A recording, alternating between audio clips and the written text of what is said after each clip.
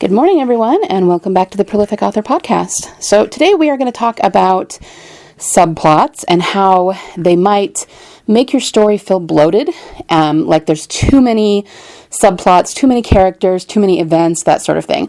I've gotten questions about this from several of you lately who are worried about this. How can you tell whether your subplots are bloating your story, whether they should be there? What do you do to fix them if that's the case? All of that, okay? So we are going to hop into that and we're going to talk about it because I promise you there is a way to fix this. There is a way to know whether your subplot is serving your main story or not, and it's probably not what you think. So stay tuned. Hi there. Do you want to write fiction that readers gush about, but you can't figure out how to fill in the beginning, middle, or end of your story? I can help with that. Do you struggle to flesh out character or plot, or to stick with your story long enough to finish it? I can help with that. Once your book is written, are you totally clueless about marketing? Do you find yourself Googling how to market a book or how to make money on fiction? I can help with that. Welcome to the Prolific Author Podcast. You know you're meant to write fiction, but you can't seem to nail down the skills or processes that make it simple and repeatable, not to mention fun. So you wait around for the muse to show up, try to force your story into a template or outline, or take months, if not years, to discover your story. Plot twist, there's a better way. Hi, I'm Liesl, USA Today bestselling author, story psychologist, writing craft geek, Christian, and story clarity coach. After 10 years of trying to master fiction using the old industry standard writing advice, I still felt lost. I finally learned what fictional storytelling and the human template are really about. Humanity, emotional connection, and serving our readers by giving them relief through vicarious experience. Imagine learning how to flesh out your characters, plot, world, and theme with such definition and clarity that every story you ever write lands with readers and makes people go, wow, now there's an author. Imagine knowing how to drill down to the heart of your story, to learn what it's really about, and tell the unique story that only you can tell, so that you can get more readers, more downloads, more royalties, and of course, more fiction writing success. This is the podcast for you. We are prolific authors. Okay, so subplots. I'm going to start with an example of a story. Years ago, when I was in college, I used to go walking all the time. I lived at the base of a mountain, and there were lots of really cool hiking trails and even paved roads that were just kind of up on the steps of the mountain, and I loved walking up there. I would walk up there to figure out what my next chapter in my book was going to be and just to gather my thoughts, and it was just an activity that I really enjoyed. Well, this one day I was walking, and I felt what felt like a sticker in the bottom of my foot. You know how you get those little pokies? They're not quite thorns, but they're just things that can stick to your sock. And that's what it felt like. Like something was just jabbing me in the bottom of my foot, just a little tiny bit. It wasn't super painful. It was really more of an irritation because I could feel it every time I put my heel down. So several times when I was walking, I stopped and, took off my shoe and tried to find what it was. And there was nothing in my shoe. I couldn't find anything that was jabbing me like that. And I was going, okay, that's weird.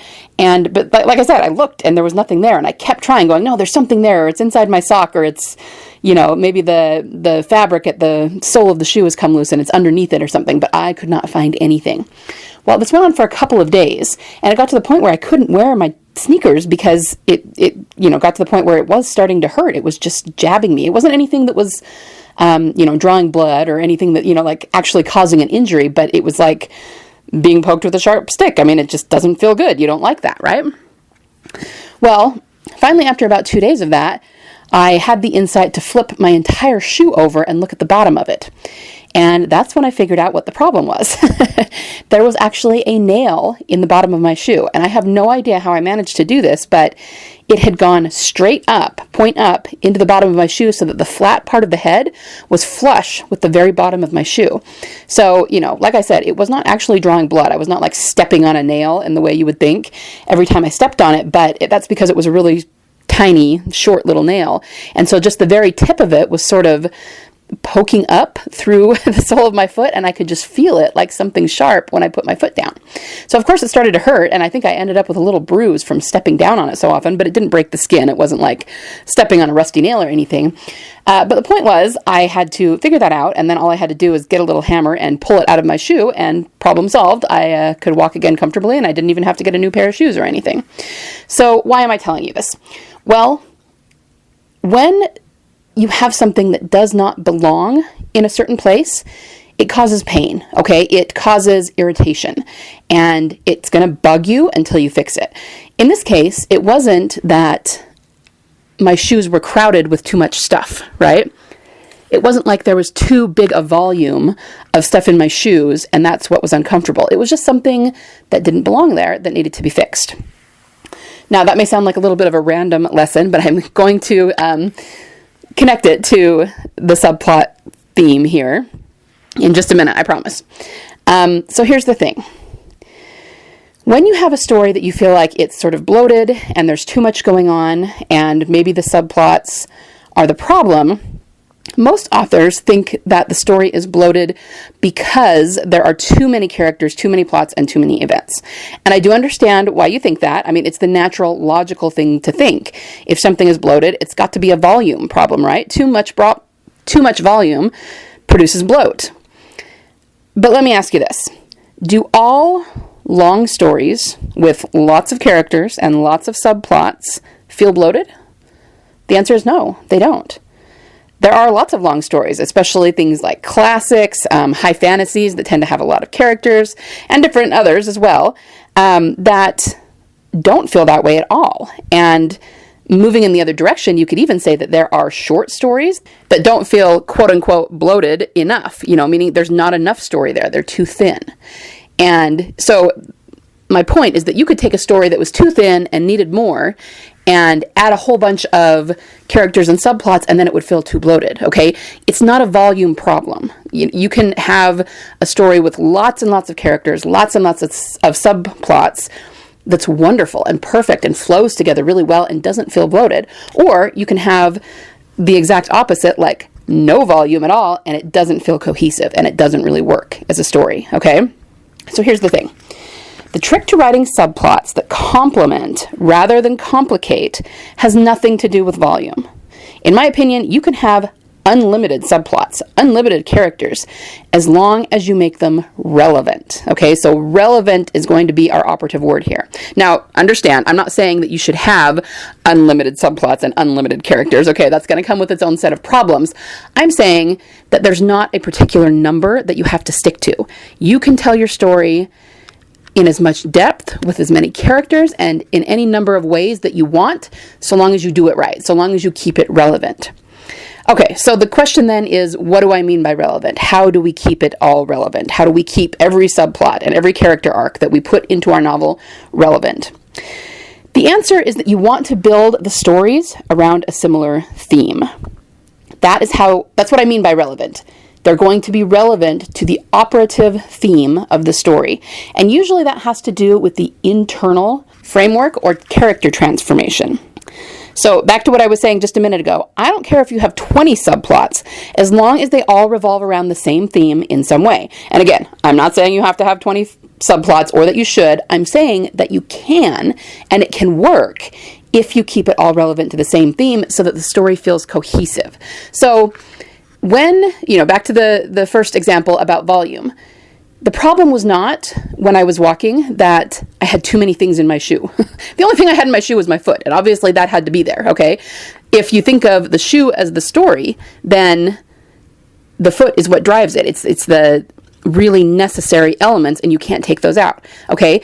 But something felt wrong, something felt off, and the problem was not a volume problem, having too much there. It was that something didn't belong, and it was causing irritation. So that is the actual problem you're having when you feel like your subplots are bloating the story, that they're not relevant, okay? It's not that you have too many or too little. You can decide that, and it can work either way.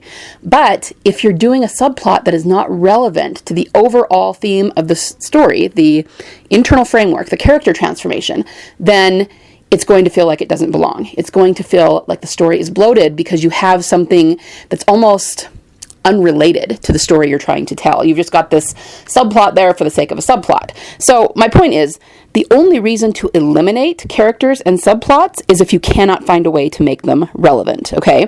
If you can't, then they are probably their own story, and you should cut them out and do another book about that story, because clearly you're putting that subplot in because it's something that appeals to you and that you really like the story, and that's great. I'm not saying throw it away and cast it aside. Just know that maybe that's a different book that needs to be its own story, okay? If it doesn't relate to the main theme of the story you're trying to tell, then you're right. It's not serving the story and it shouldn't be there. Now, I can hear some of you saying, well, yeah, but I don't want to tell the exact same story twice, like have the main plot and the subplot be exactly the same thing. Okay, I hear you, and that's true. But you have to understand this. Relevance does not mean that the plots have to be the same or that the characters have to learn the same lessons, okay? On the contrary, plots and subplots work best when they mirror one another, like mirror opposites, or complement each other in some way, okay? So here's a few different ways you can do it. You can have the characters in the plot and in the subplot learn the same lesson in the same way, okay? If you want to, you can do that. You can also have them learn the same lesson, but in different ways. So what I mean is they probably have two completely different character paths. They're doing completely different things in the novel, but in the end, the theme is the same for both. They're just going to learn that theme, that lesson, different ways, okay? You can have, if you're doing sort of a cautionary tale with one of the characters, you can have one of them succeed and triumph, because they learned the lesson, they learned the theme, and so they triumph, and another one fail, and maybe something bad happens. Either they die or they don't achieve their aims, or, just depending on what kind of story you're telling. Another way you can do it is have more than one character come from completely different places. So maybe they have opposite beliefs at the beginning and then they sort of meet in the middle and learn the same lesson. Let me give you some examples of how these different things have been done, okay? I know it's a little bit abstract unless you can see it in action. So of course, one of my favorite examples to use is Lord of the Rings, because in terms of character arc and story, that story is very well written, okay? So I said that you can have two characters learn the same lesson but with different paths. I think a good example of this is Frodo and Aragorn. They had a lot of the same lessons, but Frodo had his path. He had to go to Mordor. Aragorn had his path. He had to go fight. They learned a lot of the same lessons, okay? It's about doing the right thing. It's about staying the course, finishing a journey, even though it's really, really difficult, choosing the right thing, even though it's hard, and that way they can come home again in the end. I mean, all of these are themes, but they learn them in very different ways. So Frodo and Aragorn's two different character arcs complement each other very, very well because they're learning the same lesson, but doing it in completely different ways, okay? Now, an example of having one succeed and one fail, I actually thought of two different, for both Frodo and Aragorn, they actually do this. Frodo's sort of mirror opposite would be Gollum. Everything that Gollum did created a negative character arc for him. He chose the wrong thing every single time, and then he has his fate at the end, whereas Frodo chose the right thing every single time. So you can see that it's still the same theme, but we're showing what would happen if Frodo chose the wrong thing because we see that play out through Gollum. Similarly with Aragorn, we have a few characters that maybe don't make the best choices. One of them is Boromir. He was not an evil character by any means, but he was weaker and could not resist the ring, and look what happened to him, whereas Aragorn was always stronger and did resist the ring, and then he has his fate, which is kind of the opposite of Boromir's. So you see what I mean? These are just different ways that you can do it. So you can look at your subplots and decide if maybe you could do one of these things, right? Let's talk about a couple more examples. I like Moana. There's a couple of different ways you could look at Moana. I do think that both her and Maui come from different beliefs, different personalities, different perspectives. He was always much more in it for himself, where she was in it to save her people and her island. So she was much more unselfish. But in the end, they both kind of came around to the same lesson. She struggled for a time, but decided to keep going, and he actually abandoned her, but then came back, okay? So they, in the end, both did the unselfish thing, and were both rewarded accordingly, but they came from two different spots in the beginning, two different ways of approaching the situation. Another one I thought of that is really fun is Dan in Real Life. If you haven't seen that movie, you got to go watch it. It's super cute, and it's actually very family friendly. Really, really funny. Who doesn't love Steve Carell? But they have this one line that's kind of a theme, where he has a teenage daughter who has decided that she is in love with her boyfriend, and he is the guy she's going to be with forever and going to marry. And it's a very teenage, sort of puppy love sort of thing. And she's very, very dramatic about it. And he kind of gets after her and says, look, if you like this boy, you can date this boy. But at the time, I think she's only 13 or 14. And so he's going, you can't know after dating someone for a week if you're going to spend the whole rest of your life with him. You're only 13, you need to chill. And she gets really upset with him about that. But throughout the story, he actually meets this woman and spends a week with her, who of course is his age. And at the end, he is basically arguing with himself about whether he's going to pursue this relationship or not. Because, all the things that people say, it wouldn't be logical, it's never going to work, there's all these obstacles, on and on and on. And his kids are actually encouraging him to do it and saying, if you like her, if it's something that makes you happy, yada, yada. And he actually says the same line back. He's going, no, I can't possibly be in love with this woman because how can you know? And he catches himself and looks at his daughter and says, how can you know in only a week? And it's just this really beautiful little tidbit where originally he was telling her that and saying it wasn't possible. And then he came around to it in the end. So the two characters sort of met in the middle and learned the same lesson. Okay.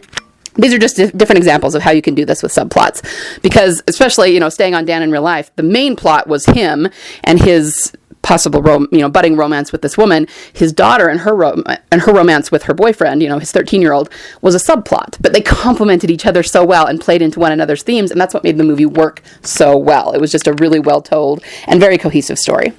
Okay, so some action steps for you. If you are struggling with this and you're, figuring out your subplots, you need to figure out your overarching story theme. This is something that I teach, the internal framework, but if you want to get a pretty good idea of how to do this on your own, I want you to go to your climactic or transformation moment and figure out what the character learns, okay?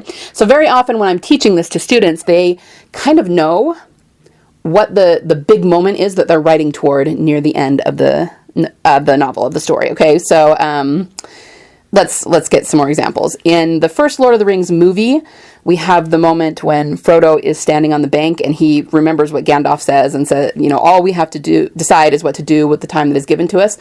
That's his big transformation moment, okay? That is the light bulb moment for him that changes things at the end of the story. That's kind of the moment that I'm telling you to look for in your story. One that I thought of is He's Just Not That Into You, which is a cute movie, chick flick. And there's a moment when the main heroine, who's always had trouble finding love, finally makes a move on the guy that she's, clearly is supposed to be her love interest and she's supposed to be with. And he actually rejects her and gets after her. And they have a conversation about being too forward and putting yourself out there too much and why that's a bad thing. And she finally has this epiphany where she says, you know what? I'd rather be like that and put myself out there too much, at least I'm putting myself out there, than be like you, who's totally closed off to love. And that was her epiphany moment, and after that, she very much changed the way that she was approaching dating, okay? The third example I thought of is a movie called Labyrinth, which is on Netflix now. I grew up with this movie. It's from the 80s. It's got David Bowie and Jennifer Connelly in it. It's a little kids, it's like a Muppet sort of thing, kind of a goofy fantasy. Everybody in my whole neighborhood when I was a kid had this movie on VHS. Anyway, so we have this moment in the climactic moment with the heroine. She forgets a line that she's always trying to remember, and then she remembers it, and the line is simply, you have no power over me. So she had to learn not to let the antagonist have power over her. So that was her climactic moment and the thing that changed everything for her and helped her triumph, okay? So that's what I mean. You're going to find the lesson that your character learns in the most climactic pinnacle moment of your story. And I promise you, whatever lesson they're learning, whatever epiphany they're coming to, that is your internal transformation. Okay, so that's how you find it.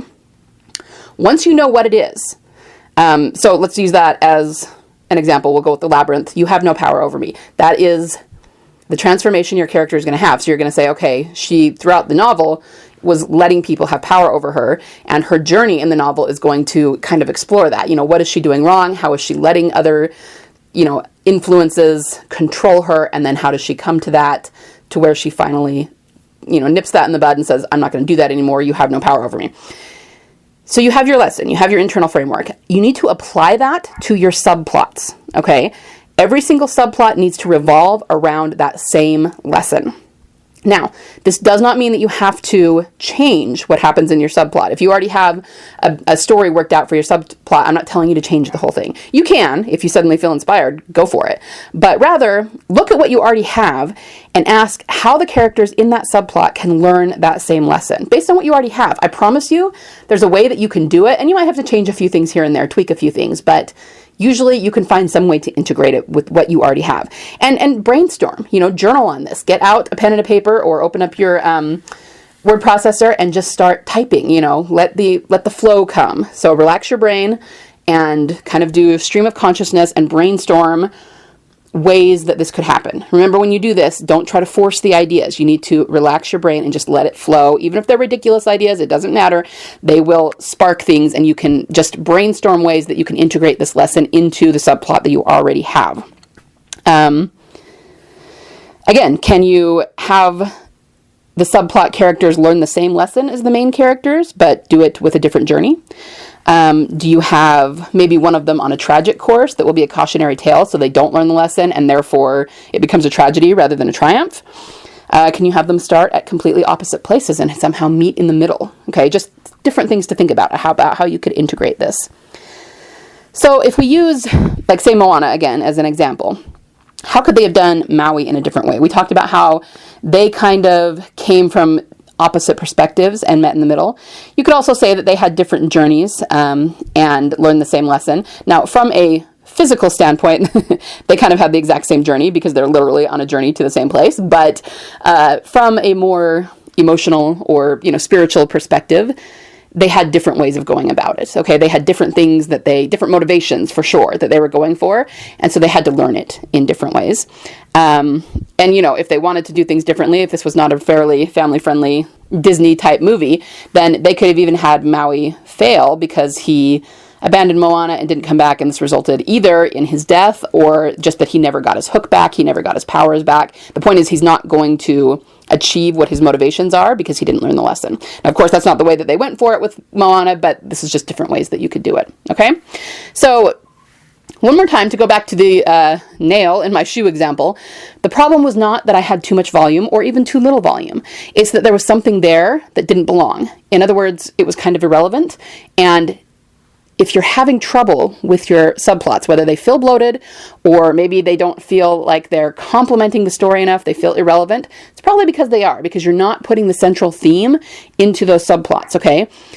And this is what I mean when I say you can have as many as you want. I'm not encouraging you to have 100 different subplots, like, just don't do that. But you can have as many characters as you want. You can have as many subplots as you want, as long as they all point toward the same lesson for the characters, toward the same theme. Okay, that's how you make a cohesive story. Remember Vogler's definition of story. A story is a metaphor for a journey that leads to change. All of the ways in which each of the different characters or subplots change has to revolve around that same theme. And again, they don't have to all do it in the same way. Maybe one accomplishes it, maybe one doesn't. Maybe they have different journeys but learn the same lesson. Maybe they all go on different paths and end up at the same place. And that is actually, now that I'm thinking about it, that is actually the basic template for a lot of high fantasy stories, because what happens? You end up with a last battle. So you have all these characters on their different journeys, learning different things in different ways, and in the end, they're all going to come together and fight the last battle. All the people in the wizarding world are going to come together to fight Voldemort. All the people in Middle-earth are going to come together to get rid of Sauron. You know what I mean? And so in a very broad sense, that's basically what we're seeing in a high fantasy is different people on different journeys, and then they all end up doing the same thing. And you might have some that are tragic and don't make it there because they make the, wrong decisions or something. But you see what I mean? And this does not apply just to high fantasy or just to fantasy. It applies to everything, to any genre, to any character, to any subplot. Okay? So, I hope that is helpful if you are struggling with figuring out your subplots. All you got to do now is go forth and fix those subplots, relate them to your main internal story structure, and then just write the crap out of them and workshop them with either other authors or beta readers. This will get rid of your story bloat. And notice that I'm saying you don't have to actually get rid of any volume to get rid of the story bloat, okay? Once again, maybe bloat is not the best metaphor to use, but it's what you guys have told me that it feels like. The bloat does not come from having too much volume. It comes from what you are writing not relating to the main story, and therefore it feels like extra. And it is. I mean, the reason you're feeling that is because if it's not related to the main story and the main internal conflict, then it absolutely is extra. Okay, so you're picking up on something that's there. But how you fix it is not necessarily to cut it down. I mean, if you need to cut it down, then go for it. But you can get rid of that bloat by making it relevant, not necessarily by making it shorter. Okay? So yeah, get rid of it, not by eliminating the number of subplots or characters, but by eliminating what's not relevant. Okay? That's about all I have for you today. Have a great week of writing. Have fun fixing those subplots. Guys, this is the fun part. You should absolutely be having so much fun doing it. And once you start to incorporate those lessons, things will start to click into place. Like, you won't believe how well your story will come together, how well your plot and subplot will complement each other. It'll just be like magic. Okay? So have fun with that. Have a great week of writing, and I will see you next week. Bye. Before you go, if you found value in this episode, can you do me a solid and share it with other authors you think might benefit from it? Remember, the rising tide lifts all boats. Also, if you haven't yet, would you be willing to leave me a review on Apple Podcasts? It's the only way for me to know that you're enjoying the podcast, and it helps Apple recommend it to other authors like you who might benefit from it. Finally, if you haven't already, hop over and join the Prolific Author community on Facebook. Inside, authors network, ask questions, and I often do teaching via Facebook Lives. Thank you so much for listening today. Happy story crafting this week. And remember, there is always a market for awesome.